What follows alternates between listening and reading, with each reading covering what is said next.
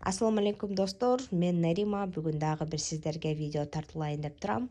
Менин видеомду колдоп, класс базып коюңуздарды өтө суранам. Бул менин каналыма өнүгүшүнө жардам берет. Менден биринчи эле адамдардын сураган нерсеси кантип Америкага келишим керек. Андан кийин эле сурай турган суроосу бул балдарыбыз менен келсек, балдарыбыздын адаптациясы кандай болот? Балдарыбыз көнүп кете алабы? Сүйлөшө алабы деген ушундай балдарына кыжаалат болгон суроолорду көп алам. Ошол себептен деген мен сиздерге ушул видео менен мындай Америкадагы балдардын турмушун чагылдырып берейин деп чечтим. Биринчи эле айта турган нерсем, сиз Америкага келе жатканда балаңызды ойлобостон өзүңүздү ойлоңуз деп айтмакчымын. Анткени негизи эле Америкага келген балдар бат эле тилди үйрөнүп кетишет. Бала деген бала болгондуктан социумго, то есть ушул жашап аткан жерине батыраак көнүп кетет, тилди бат эле үйрөнөт, анан кийин мындай жашап кетиши оңой да.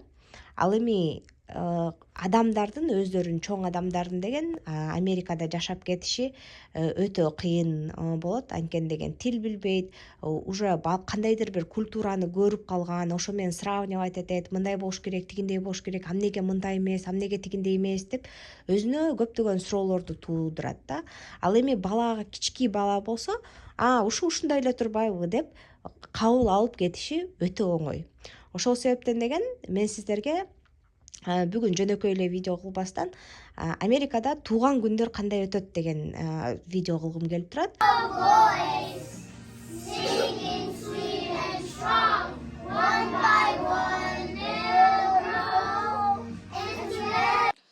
Эмне үчүн мен тууган күн жөнүндө видео кылгым келип турат? Анткени деген Америкада сизди одноклассники же бир досу тууган күнгө чакырган, бул өтө мындай чоң событие десем болот. Сиз ошол обществого кирдиңиз, сизди уже тууган күнгө чакырып баштады. Бул бала үчүн, сиздин ошол жаңы мигрант балаңыз үчүн деген өтө чоң жетишкендик деп дагы эсептесем болот. Ошол себептен деген мен американский тууган күндөр кандай өтөт, сизди американец балаңызды американец досу тууган күнгө чакырса эмне апарыш керек, негизи эле ошол тууган күн процесси кандай болот экенин ушул видеодо чагылдыргым келип турат. Анткени мен дагы бир жолу кайталап кетейин достор, эгер сизди американец досу тууган күнүнө чакырса, значит сиздин балаңыз уже ошол обществого кирди, полноценный уже мындай американский жашоо менен жашап баштады деген дагы бир түшүнүктөрдү киргизсек болот. Негизи биз эми тууган күн деп эле коебуз, бирок деген Америкада бул тууган күнгө баруу же болбосо тууган күнгө чакыруу өтө ответственный нерсе деп айтсам болот. Бул нерсе деген биз Кыргызстанда обычно бир жума мурун же 2-3 күн мурун эле мен тууган күн, балдарым тууган күнү келип калгыла деп айтып коебуз го. Америкада андай эмес. Америкада деген ар бир адамдын өзүнүн занятости бар, өзүнүн планы бар, ар бир сааттары расписанный. Ошондуктан деген бул нерсени деген заранее 1-2 ай мурун кылыш керек. Обычно 1-1,5 ай мурун сен деген балаңан школуна эме берип жибересиң, мындай карточка, тууган күнгө чакыруу баракчасын берип жибересиң. Ошол чакырууда деген каерде болот, канча сааттан канчадан канчага чейин, кайсы күнү, анан кийин ошолордун баары жазылган болот. Анан обязательно өзүңдүн телефонуңду калтырып, эгер келе турган болсоңуз, мага жазып коюңуз, пожалуйста деп жазып коесуң. Анткени деген баары расчетто болуш керек да, ким келет, канча адам келет, канча адамга место бронировать этиш керек, ошонун баары эске алыныш керек. Ошол себептен деген келе турган адам дагы заранее келеткенин же келбейткенин билдириши керек. Ошол нерселердин баарын жасап бүткөндөн кийин тууган күнгө подарок жөнүндө айта кетейин. Эми сен ата-энесине ооба мен ошол саатта бара алам деп айтасың. Обычно тууган күндөр 2 эле саатка болот. Анан парктарда болот же болбосо игровой залдарда болот. Биздин учурубузда бул игровой залдарга чакырды бизди. тууган күнгө подарок жөнүндө айта кетсек, подарокты заранее балаң уже алып бала менен сүйлөшүп дос болуп жүргөндүктөн билет эмне ага алып барыш керек экенин, же эгер деген билбей калсаңар эмне алып барышты, то обычно гифт карта деп коет. То есть карточка апарасың, ошонун ичине $30 же $50 акча салынган болот. Акча мындай нак акча Америкада эч качан берилбейт, ошондуктан гифт карта деп коет, биякта подарочный карта деп коет. Ошол подарочный картаны алып барып бересиң. Тууган күн в основном ата энелер бири бири менен таанылбайт да. Мисалы деген сиздин балаңыз школдо окуп атса дагы сиз эч качан ал ата энеси менен бир собранияга барбайсың же мындай таанышпайсың, билишпейт. Ата энелер бири бирин тааныбаган себептен жана дагы бир себеби, Америкада негизи жашаганда сен жалгызсың да. Америкада ушундай индивидуальный өзүнчө жашоо менен жашайсың. Ошол себептен дагы көп ата энелер бири бирин тааныса деле көп бири бири менен сүйлөшпөйт. Өздөрүнүн берген пиццасын жеп, койгон сокторун ичип, өздөрү менен эле өздөрү жүрө берет. Баары тарап кетип атканда ушу именинник, ошол тууган күнүн өткөрүп аткан адам деген обязательно баарына кайра подарка берет. Коробка беришса, ошонун ичинде майда бир эме ручкалар, кандайдыр бир кагаздар, боёчу, ушундай бир подарочный пакетик кайра силерге берет. Эми школалар жөнүндө айта кетсем, школа Америкада бесплатно. Биринчи эме нолевой класстан 12 класска чейин школалар бесплатно. Бирок платный дагы школалар бар. Бирок платный частный школалар жөнүндө мен азыр айтпай эле коеюн. Ал ар бирөөнө индивидуальный $500 бар, $1000 бар, ар кандай окуулар бар. Бирок деген азыр биз бесплатный жөнүндө школа жөнүндө сүйлөшөбүз. Ар бир аймакта assigned школа бар, то есть сизге атайлап бөлүштүрүлгөн школа. Ошол бөлүштүрүлгөн школаларга барасыз дагы өзүңүз. Вот так тоже разделили на всякие кабинеты. И вот что-то рисуют, что-то делают. Здесь все нарисовали.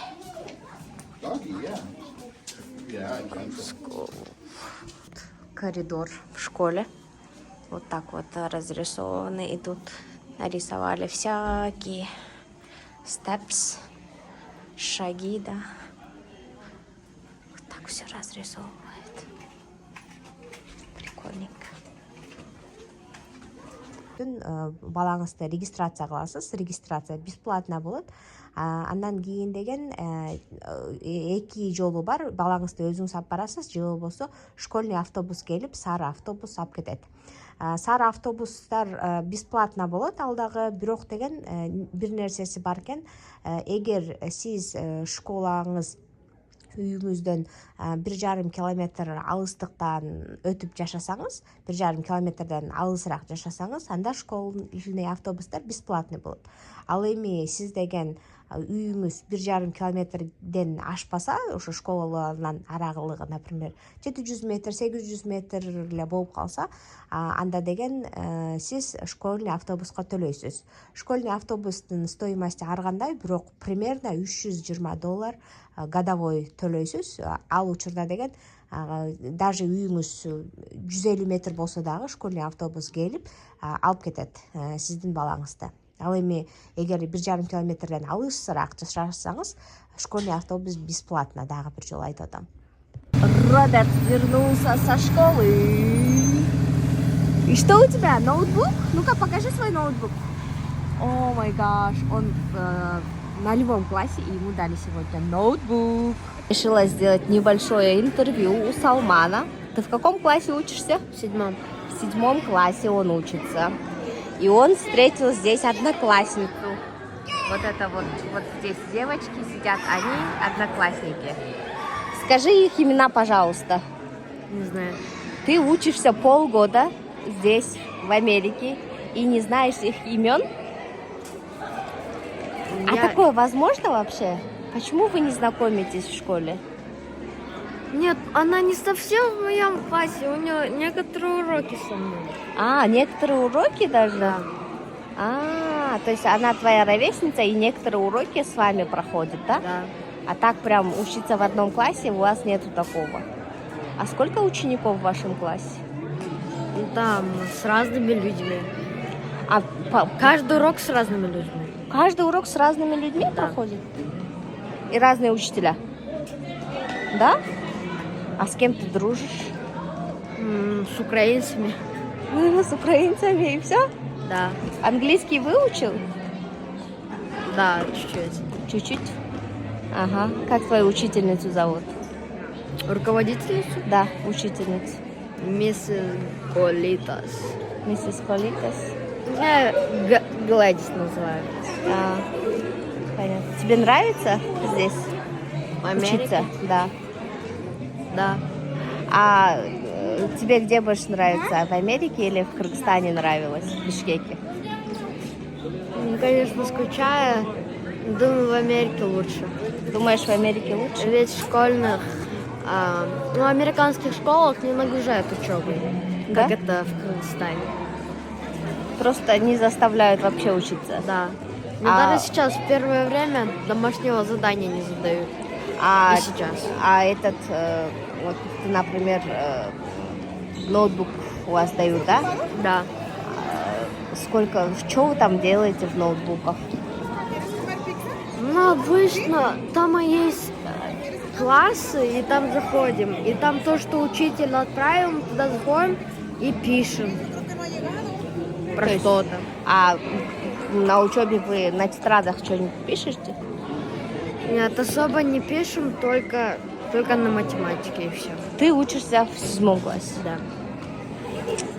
Эми достор, Роберт Али азыр сумкасында эмне бар экенин көргөзүп берет. Бул Роберт Алинин сумкасы. Көргөзүп бер. Эмне бар сумкаңда сен? Мондай школда эме iPad. берген. Планшет берет. Окей. Ай, отур. iPhone, iPad берет экен. Ошол iPad'да окуйт. Дагы эмне бар сумкаңда? Дагы мондай китеп. Анан мондай да китеп. Роберт 1-класста окуйт, достор. Анан ар кандай түрдүү Моундай китептерди да алып китеп келет. бар. Бирок китептери көбүнчө мындай кички сөздөр менен жазылган. АБВ деп окубайт экен эмеде Америкада. Булар сөздөрдү окуйт экен сразу. Андан кийин мондай homework деп коет. Ушундай 1-класска homework берет. Бул жерге материалдар школго кайра апарыш керек домашний заданиялары.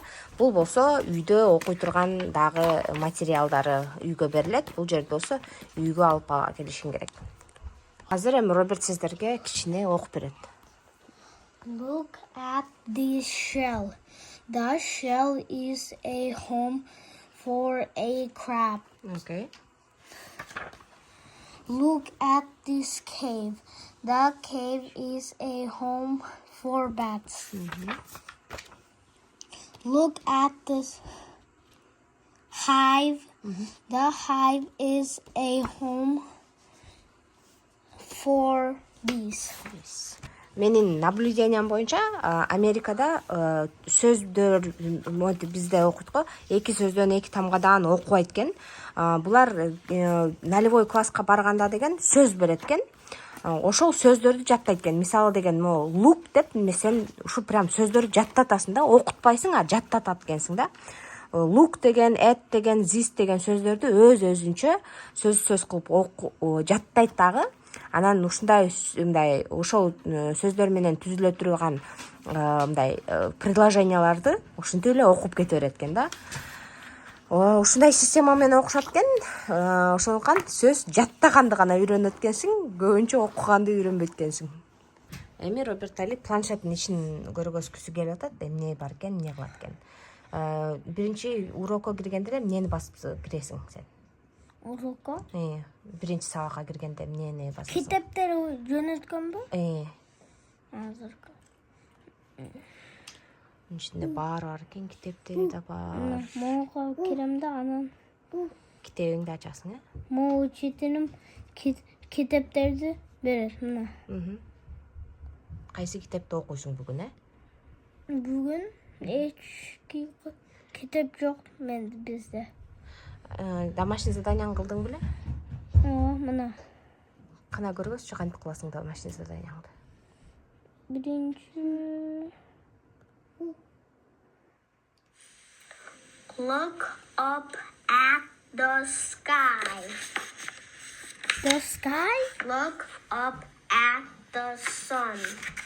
Бүтөөнү окуп эжесине жөнөткөн, анан эжеси ошону текшерет экен. The plane. Анан муну кылам. Экинчи заданиясы бар, э? Look up at the sun. Жасат экенсиң да, э? Жөн эле колуңа жазып коет экенсиң. Ошентип бардыгын жөнөтөм. Мына могул деген эң биринчи жолу кылып атканыбыз эле.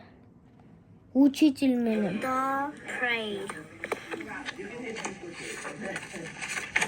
Look at the flags. Did you read your book one time? Look at the clams. Look at the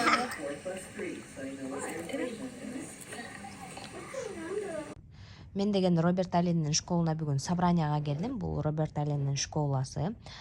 Бул жерде Американын фильмдеринде көргөн шкафчиктери бар экен, спорт залдары. Анан кийин дагы бир айта кетчү нерсе, Американын школдору өтө коопсуздук жагын өтө карашат. Школдорго жөнөкөй эле адам кире албайт. Чакырылган гана болсоң, ошонун учурда гана киргизет, калган учурларда киргизбейт. Анан кийин родительский собрание деп коет. Родительский собрание ар бир кишиге индивидуальный болот. Ар бир кишиге 20 мүнөт гана берилет экен. Мен 9:40 келдим. Анан кийин 20 мүнөт берди. То есть ар бир ата-эне 20 мүнөт эле сүйлөшөт, анан кийин үйгө кете берет. Анан баласы кайсы жерден жетишпей жатат, кандай учебниктерди окуш керек, ошол жөнүндө бардык заданияларды берип бизди жиберди.